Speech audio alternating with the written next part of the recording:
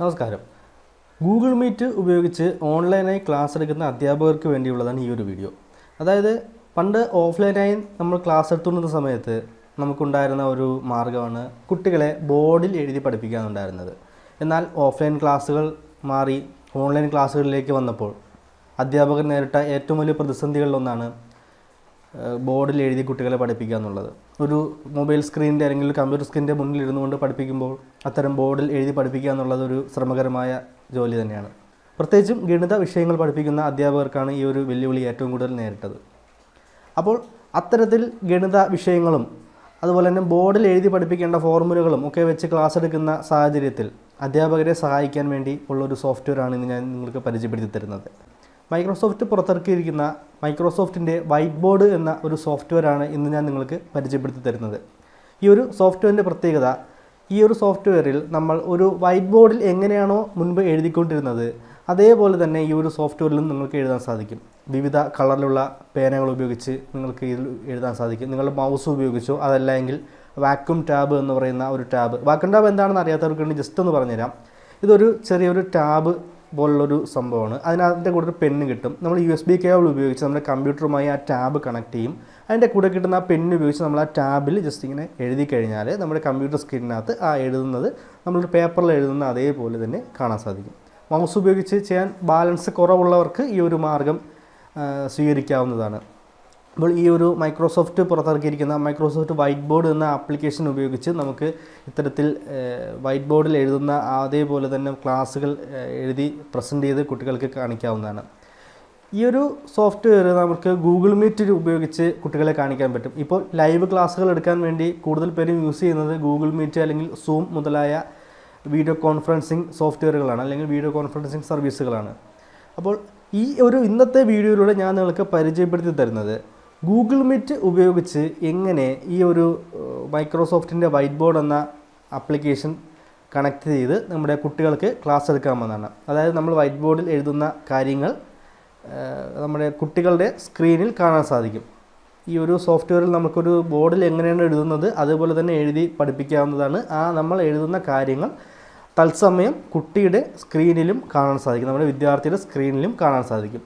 ഇത് എങ്ങനെ നമുക്ക് നമ്മുടെ കമ്പ്യൂട്ടറിൽ സെറ്റ് ചെയ്യാമെന്നാണ് ഇന്നത്തെ വീഡിയോയിലൂടെ ഞാൻ നിങ്ങൾക്ക് കാണിച്ചു തരുന്നത്. തീർച്ചയായും അധ്യാപകർക്ക് ഉപകാരപ്പെടുന്ന ഒരു വീഡിയോ ആണ് ഇതെന്നാണ് എൻ്റെ ഒരു വിശ്വാസം. ഈ ഒരു വീഡിയോ നിങ്ങൾക്ക് ഉപകാരപ്പെട്ടു എന്ന് തോന്നുന്നുവെങ്കിൽ നിങ്ങളുടെ സഹപ്രവർത്തകർക്ക് കൂടി ഈ ഒരു വീഡിയോ ഷെയർ ചെയ്ത് കൊടുക്കാൻ മടി കാണിക്കരുത്. കാരണം നിങ്ങളുടെ ഓരോരുത്തരുടെയും ഷെയർ ഉണ്ടെങ്കിൽ മാത്രമേ ഈ വീഡിയോ കൂടുതൽ ആൾക്കാരിലേക്ക് പോവുകയും മറ്റുള്ള അധ്യാപകർക്ക് കൂടി ഇത് ഉപയോഗപ്രദമായി യൂസ് ചെയ്യാൻ സാധിക്കുകയും ചെയ്യത്തുള്ളൂ. അപ്പോൾ നമുക്ക് വീഡിയോയിലേക്ക് കിടക്കാം. മറ്റൊരു കാര്യം ഓർമ്മിപ്പിക്കുന്നു, ഈ ഒരു വീഡിയോ ചാനൽ ഇതുവരെയും നിങ്ങൾ സബ്സ്ക്രൈബ് ചെയ്തിട്ടില്ലെങ്കിൽ ഇപ്പോൾ തന്നെ സബ്സ്ക്രൈബ് ചെയ്യുക.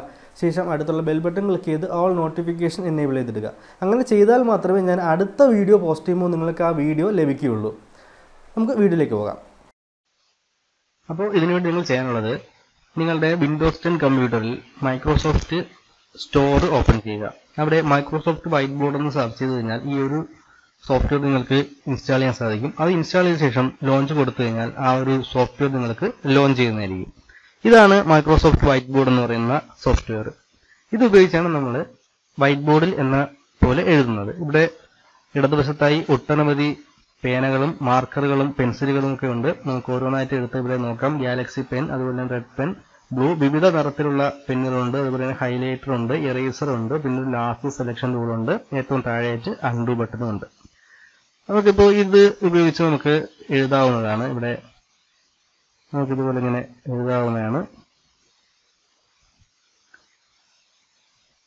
നമുക്ക് എന്ത് വേണമെങ്കിലും എഴുതാൻ പറ്റും മൗസ് ഉപയോഗിച്ച്. അതല്ല എങ്കിൽ വാക്യൂം ടാബ് പോലെയുള്ള ഏതെങ്കിലും ടാബ് കണക്ട് ചെയ്ത് കഴിഞ്ഞാൽ അത് ഉപയോഗിച്ച് നമുക്ക് അതിൻ്റെ വാക്യൂം പെൻ ഉപയോഗിച്ച് നിങ്ങൾക്ക് എഴുതാവുന്നതാണ്. മൗസ് ഉപയോഗിച്ച് നിങ്ങൾക്ക് ഇതുപോലെ ഇങ്ങനെ എഴുതി കുട്ടികളെ പഠിപ്പിക്കാവുന്നതാണ്. വിവിധ നിറത്തിലുള്ള പേനകളും മറ്റുമൊക്കെ ഉണ്ട്.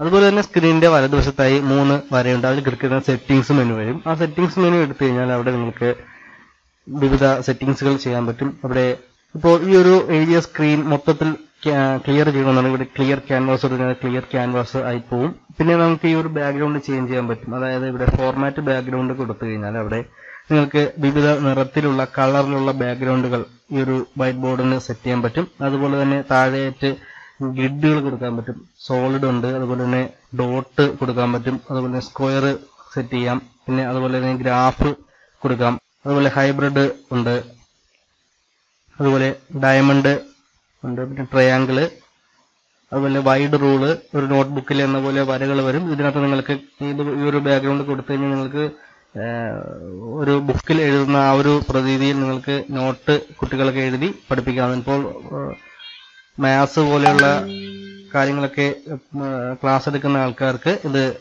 വളരെ ഉപകാരപ്രദമായിട്ടുള്ളൊരു കാര്യമായിരിക്കും. ഇതിനകത്ത് നിങ്ങൾക്ക് ഒരു നോട്ട്ബുക്കിൽ എന്ന പോലെ തന്നെ എഴുതാവുന്നതാണ്. നിങ്ങളിപ്പോൾ എഴുതിയ കാര്യം തെറ്റിപ്പോയി കഴിഞ്ഞാൽ ഇവിടെ അൺഡു ബട്ടൺ ഉണ്ട്, അത് ക്ലിക്ക് കഴിഞ്ഞാൽ അത് അൺഡു ആയി കളയാം. അതുപോലെ തന്നെ നിങ്ങൾക്ക് ഏത് കാര്യം വേണമെങ്കിലും ഇവിടെ എഴുതി പഠിപ്പിക്കാവുന്നതാണ്.